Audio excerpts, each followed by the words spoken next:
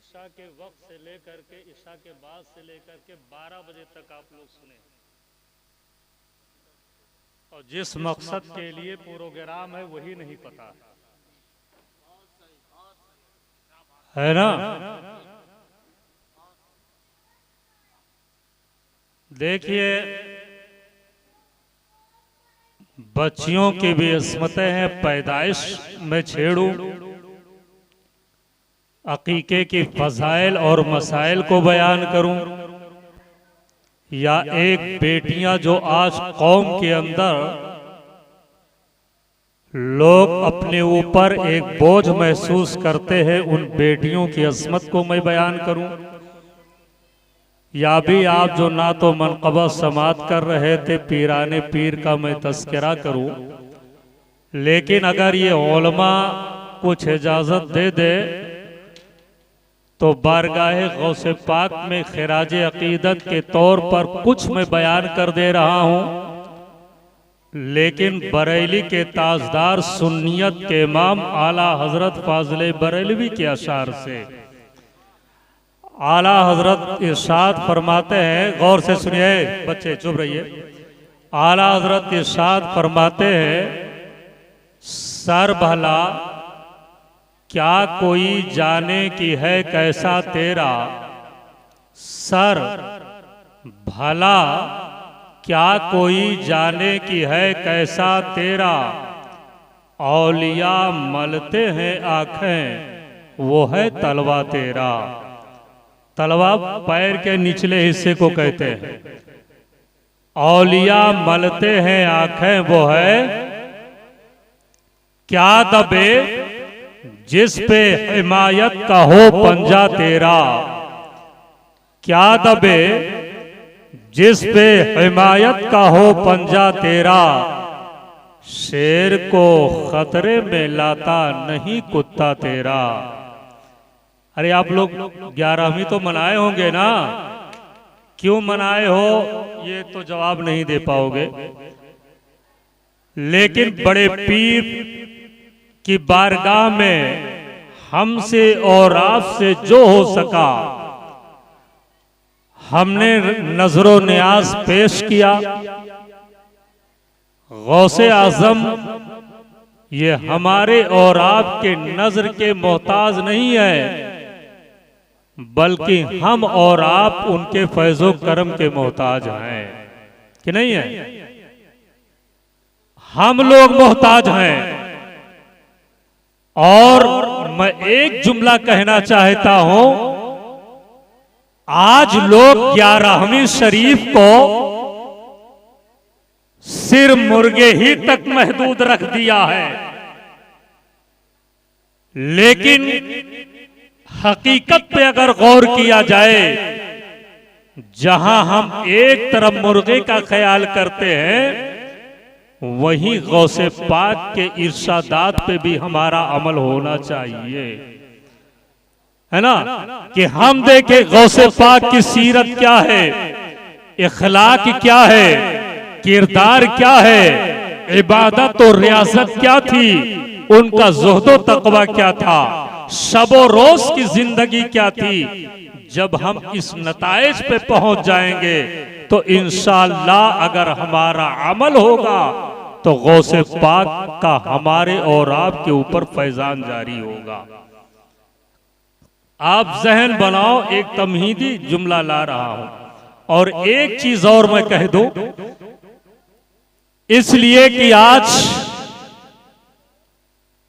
तो लोग विलायत के बारे में तो बहुत आम तरीके पे समझ लिए हैं।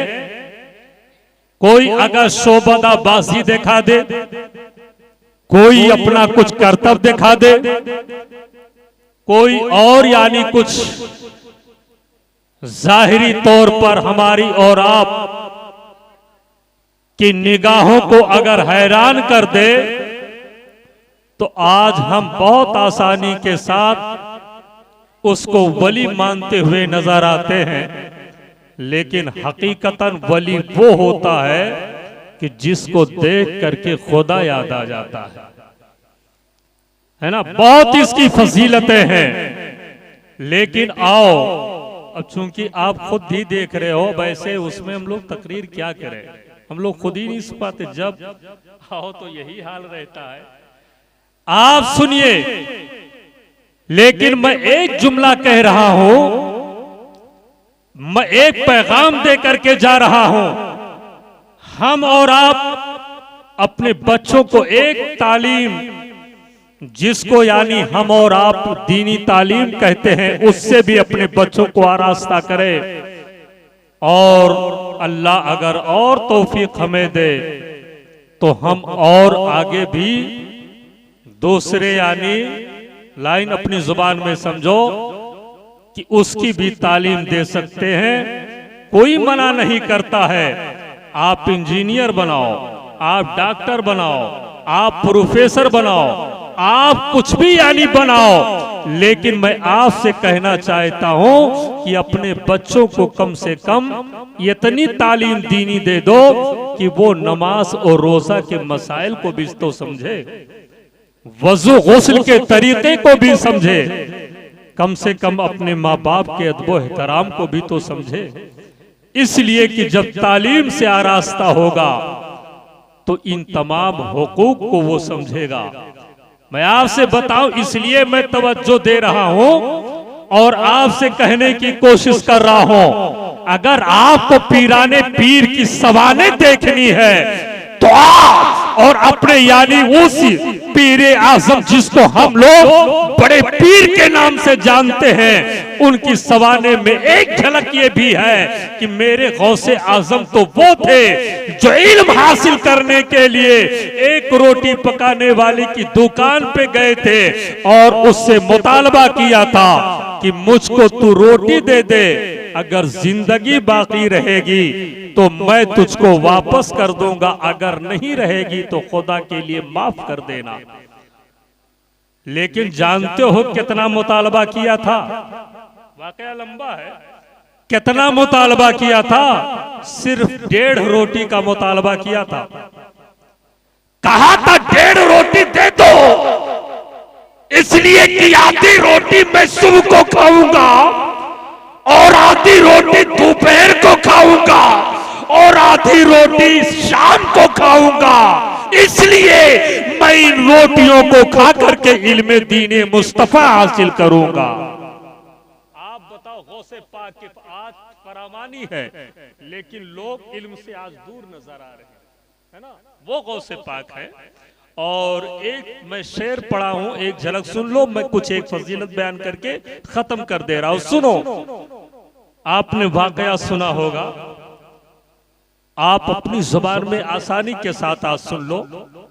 बहुत मशहूर एक अल्लाह के वली हैं जिनको शेख अहमद जाम के नाम से जानते हैं, लोग पहचानते भी हैं। शेख अहमद जाम नाम सुन लीजिएगा।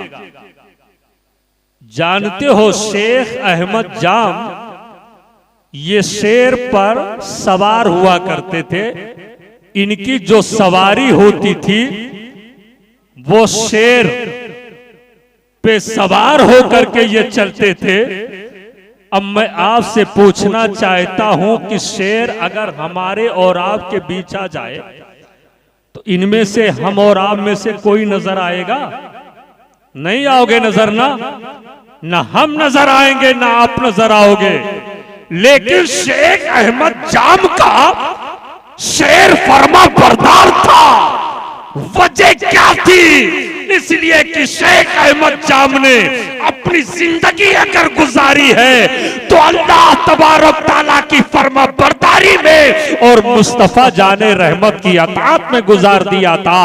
यानी उनकी शबो रोज की जिंदगी अगर गुजरी है तो अल्लाह और उसके रसूल की रजामंदी के लिए गुजरी है। अब सुनो, बात समझ में आ रही है? जब अल्लाह और उसके रसूल को राजी कर लिए तो अल्लाह ने शेर को इनके ताबे बना दिया, शेर को इनके ताबे कर दिया। तो ये शेर पर सवार होकर के चलते थे। वाकया थोड़ा है लेकिन सुनो, अब ये अपना दबदबा रोब जाहिर करने के लिए एक दूसरे के पास जाते थे। इसलिए कि अगर शेर ताबे हो, आज भी देख लो, है ना, लोग अपना धौंस है रोब दाब बताने के लिए एक दूसरे के ऊपर न जाने क्या क्या करते हैं। लेकिन सुनो, मैं डंके की चोट पे आज भी कह रहा हूं कि कादरे मुतलक खुदा की जात है। अरे जिसको खुदा बुलंद करना चाहे दुनिया की कोई ताकत नहीं है कि उसको ज़ेर कर दे, और जिसको अल्लाह पस्त करना चाहे दुनिया की कोई ताकत नहीं है कि उसको बुलंद कर दे। इसलिए कि इज्जत और जिल्लत अल्लाह के हाथ में है। अल्लाह अगर चाहे तो एक अदना को आला कर सकता है, और आला को अल्लाह अगर चाहे तो खाक में भी मिला सकता है। इसलिए कि अल्लाह की वो कुदरत है। अब सुनो, शेख अहमद जाम अब कहां कहां गए ये तो बहुत है।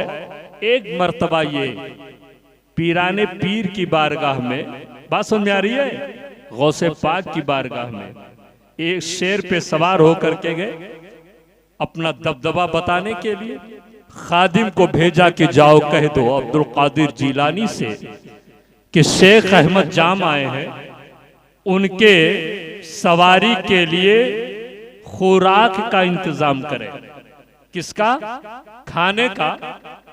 अब सवारी उनकी क्या थी? शेर ना, तो शेर क्या खाता है? यानी उसके खाने का इंतजाम करें।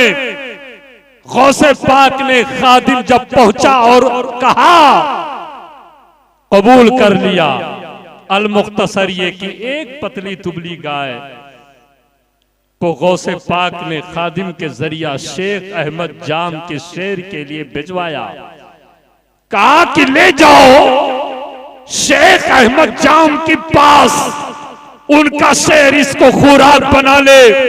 लेकिन जब खादिम गाय को लेकर के चला था तो गौसे पाक के दर पे पलने वाला कुत्ता, उनकी हड्डियों पर जिंदगी बसर करने वाला कुत्ता, उनके चौखट पर पहरा देने वाला कुत्ता, उनकी यानी मोहब्बत में जिंदगी बसर करने वाला कुत्ता, उनकी वफादारी में शब रोज रहने वाला कुत्ता, वो भी जानता था कि हम किसके आस्ताने पे जिंदगी गुजार रहे हैं।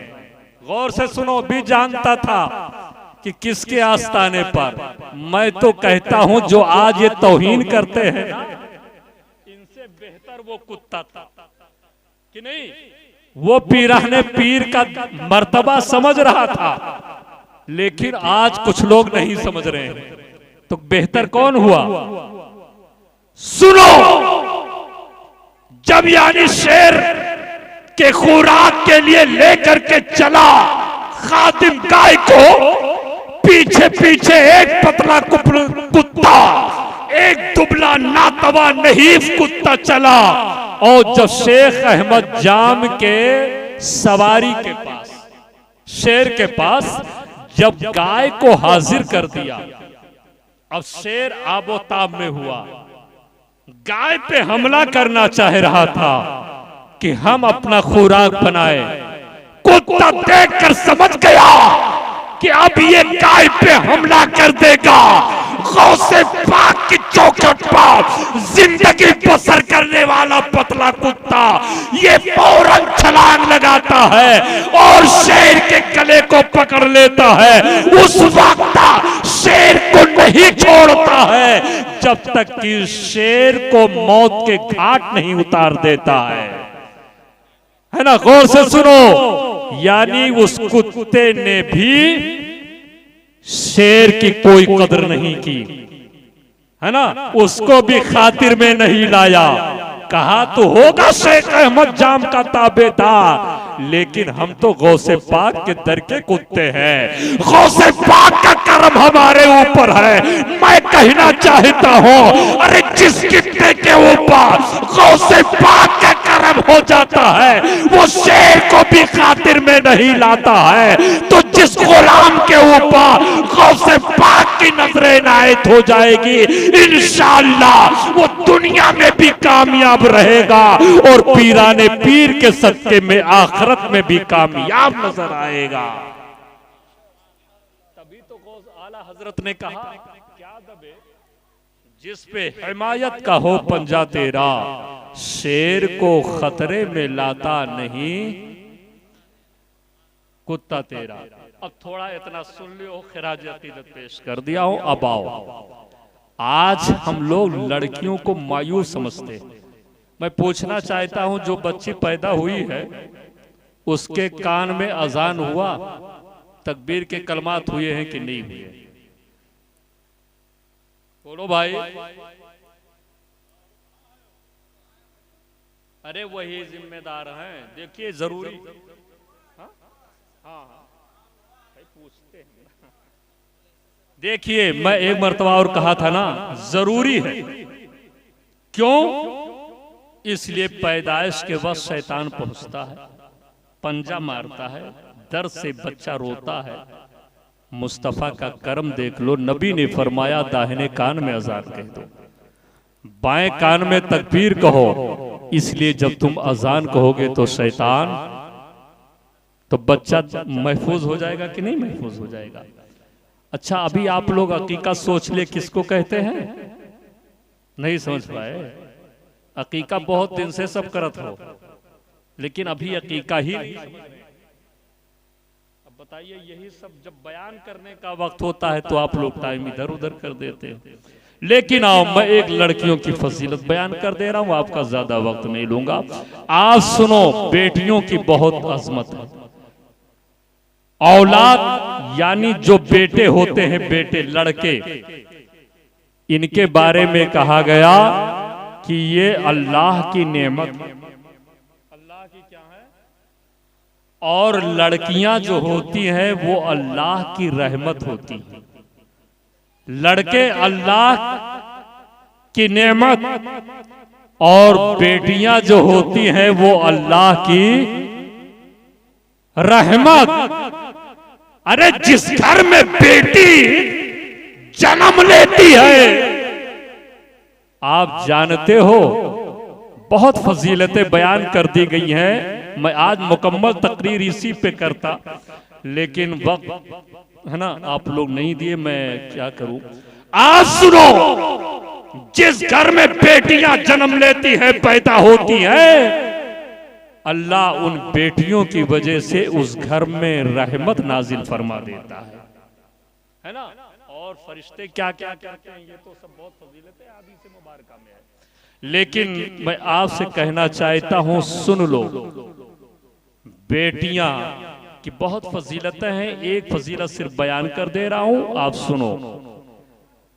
फरमाया गया है कि जिसके पास 3 बेटियां हों, जिसके पास कै 3 बेटियां हों, और अगर वो उसके साथ हुस्ने सलूक करे, यानी अच्छी तरबियत और अदब वगैरह सब इसमें है, अगर वो उन बेटियों के साथ करे, गौर से सुनो, तो उसके लिए बयान कर दिया गया है कि उसके लिए जन्नत है। क्या है? सहाबा ने अर्ज किया, या रसूल अल्लाह, जिसके पास 2 बेटी हो, आका ने फरमाया कि अगर वो ऐसा बर्ताव किया है, यानी उसके साथ उसने सलूक किया है, तो उसके लिए भी जन्नत है। फिर कहा अगर एक हो, तो आका ने फरमाया अगर उसका मामला उस एक के साथ भी ऐसा रहा तो उसके लिए भी क्या है? जन्नत है। लेकिन हजरात, अब तो नौजवान लोग चले गए हैं, बूढ़े लोग हो, मैं बताऊं आज बहुत तकलीफ होती है। आज कौम की इस्लाह की जरूरत है, हम कान मत खुश करें, इसलिए कि आज हम देख ले हमारे बच्चों की तरबियत क्या है, हमारी बेटियों की तरबियत क्या है, हमारे बच्चे का अखलाक क्या है, हमारे बच्चे का किरदार क्या है, हमारे बच्चे की शबो रोज की जिंदगी क्या है। सुनो, जो अपनी बेटियों की बोझ को बर्दाश्त करते हुए अगर उसके साथ अच्छी तरबियत करता है, उसके लिए भी बयान किया गया है अल्लाह जन्नत को वाजिब कर देता है ना। बहुत गौर से सुन लो, बेटियां मामूली नहीं है, लेकिन हम लोग आज उनको मामूली समझ रहे हैं। मैं आपसे अपना तजुर्बा बता रहा हूं। मेरी समझ से बेटियां जो होती हैं, वैसे इल्ला माशाअल्लाह, तो बेटों से ज्यादा वफादार होती हैं। बेटियां बेटों से ज्यादा वफादार होती हैं कि नहीं होती हैं? होती हैं। लेकिन मैं आपसे पूछना चाहता हूं, गौर से सुनो। एक माँ की ममता होती है, बाप की शफकतें होती है। माँ आज कितनी मेहनत मशक्कत के साथ अपने पेट में अपनी औलाद को रखकर फिर माँ अपने बेटे को जन्म देती है। लेकिन वही बेटा जब निकम्मा निकल जाता है, माँ बाप के लिए उबाले जान बन जाता है, तो जानते हो माँ बाप की भी जिंदगी दुश्वार कर देता है। और उनकी नाफरमानी की वजह से अल्लाह के अजाब में बेटा खुद मुब्तला हो जाता है ना। इसलिए पहले अपने वालिदैन को हम लोग राजी कर ले। देखो, अगर वालिदैन नाराज हैं और अगर आप इमाम साहब को अगर खुश कर दे तो कुछ नहीं होगा। हमें खुश करने से कुछ नहीं होगा। अपने वालिदैन को खुश करो, है ना। मैं एक जुमला बता रहा हूं, घबरा तो नहीं गए हो? हमारा खुद नहीं दिल लग रहा है, लेकिन एक बात सुन लो। मैं एक चीज बता रहा हूं, गौर से सुनिए, है ना।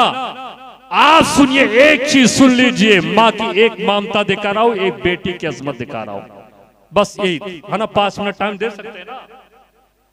आप सुनिए, एक मिस्कीन माँ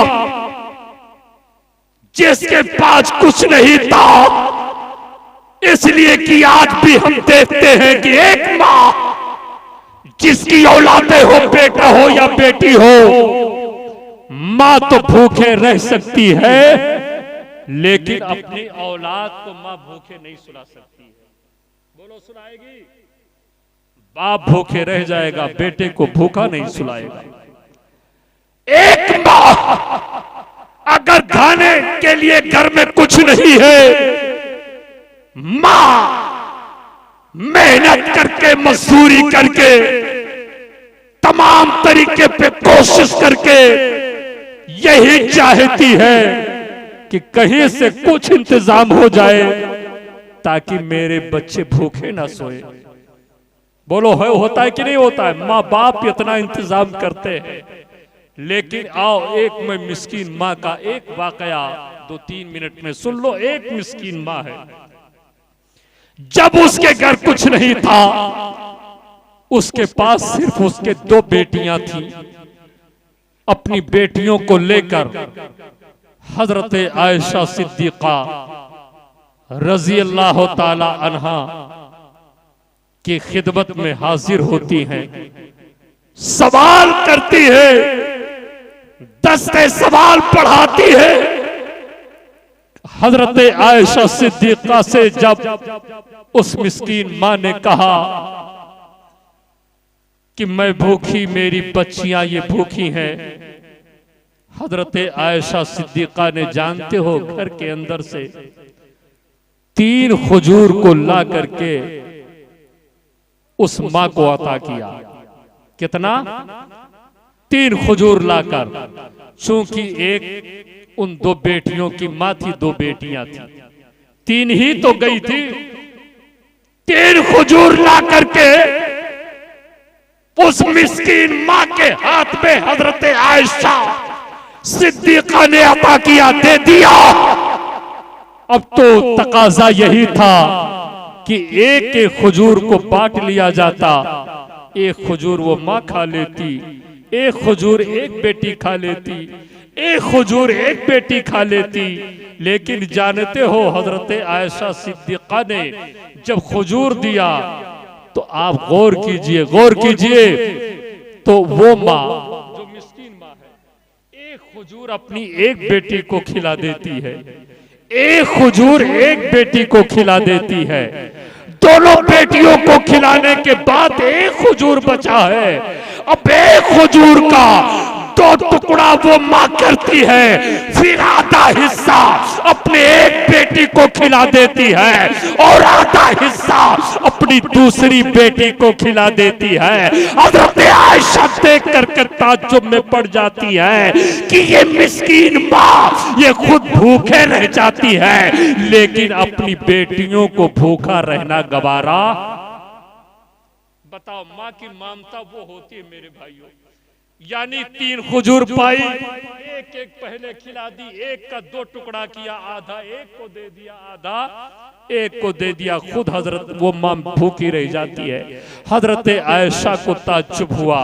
चुनांचे अब मुख्तसर ये कि ताजदारे अंबिया हुजूर अहमद मुस्तफा मोहम्मद मुस्तफा सल्लल्लाहु ताला अलैहि वसल्लम ये तशरीफ लाए तो हजरत आयशा ने ये सारा जो मंजर हुआ है, ये वाकया जो पेश आया था कि एक मिस्कीन माँ अपनी 2 बेटियों को लेकर के आई थी, मैंने खजूर दी तो उस यानी माँ ने क्या किया था, एक एक खजूर अपनी बेटियों को तकसीम किया, एक खजूर का 2 टुकड़ा करके फिर बेटियों को खिला दिया। मुस्तफा जाने रहमत से हजरत आयशा भी यही कह रही थी कि ए आका, उस माँ ने ऐसा काम अंजाम दिया है, मेरे नबी ने सुन करके इरशाद फरमाया था कि आयशा सिद्दीका, अगर उस मिस्कीन माँ ने अगर ऐसा काम अंजाम दिया है तो इस काम की बरकत यह है कि अल्लाह ने उसके लिए जन्नत को वाजिब कर दिया, उसके लिए जन्नत को। अब आप बताओ, एक यानी बेटियों की असमतों को समझो मेरे भाइयों, है ना।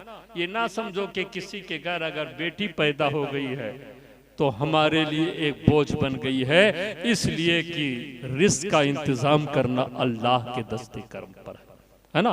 अल्लाह मुसब्बबुल अस्बाब है, अल्लाह कहीं से न कहीं से हमारे और आपके लिए इंतजाम फरमा देगा। इसलिए बेटियां जो होती हैं रहमत होती हैं, अपना रिस्क अपने साथ लेकर के आती हैं। हम लोग एक जाहिरी सबब बन जाते हैं, लिहाजा हम आपसे कहना यही चाह रहे हैं कि बेटियों की भी कद्र करो, बेटियों की भी इज्जत करो, बेटियों को अपने ऊपर बोझ मत यानी ला दो, यानी कहो कि हम यानी बोझ के तले दबे हुए हैं। मेरे भाइयों, अगर तुमने अच्छी तरबियत अपनी बेटियों की तो अल्लाह उसका सिला तुम्हें जरूर अता फरमाएगा। यही आपसे मौत दबाना पुरखुलूस गुजारिश है। फिर कभी जिंदगी वफा करेगी तो मैं हाजिर हो जाऊंगा। मैं इसलिए बयान कर दिया हूं कि चूंकि है ना एक बेटी की पैदाइश हुई है ना, एक बेटी की, इसलिए ये तो बहुत है ना खुशबख्त है। मैं कहूंगा एक कार्य खैर किया है ना, कि बहुत कम ही लोग ऐसे होते हैं कि जो बेटियों की पैदाइश में इतनी खुशी मनाते हैं। इसलिए अल्लाह इन घर वालों के आप सबके नेक अमाल को अपनी बारगाह में कबूल फरमाए। जो बेटी पैदा हुई है, अल्लाह उस बेटी को तमाम आसमानी और जमीनी आफात व बलियात से महफूज व मामून फरमाए। उस बेटी को सेहत व तंदुरुस्ती अता फरमाए।